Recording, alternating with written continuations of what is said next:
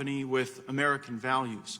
Do any of the rest of you take a different view? That is to say that your companies don't embrace American values? It's great to see that none of you do. Mr. Pichai, I'm worried about Google's market power, how it concentrates that power, and then ultimately how it wields it.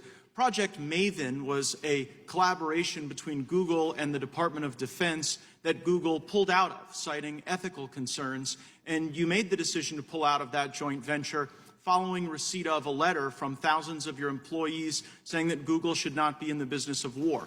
My question, Mr. Pichai, is did you weigh the input from your employees when making the decision to abandon that project with the United States military? Congressman, thanks for your concern. As I said earlier, we're deeply committed to supporting the military and the U.S. government. We have undertaken several projects since then. We do take our employees' input into account, but it's one input. We make decisions based on a variety of factors.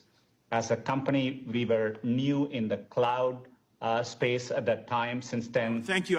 That's a sufficient answer, that you did take their feedback into account. And in fact, some of your Googlers have recently sent you a letter where they've asked you to exit other partnerships as a consequence of ethical concerns. They've asked you to stop doing business with American law enforcement, saying that police broadly uphold white supremacy and that Google should not be engaged in any services to police. And as you well know, you provide some of the most basic services to police, like email, but you also provide services that help keep our cops safe when they're doing their job. And so my question is here in front of Congress and the American people, will you take the pledge that Google will not adopt the bigoted anti-police policy that is requested in the most recent letter?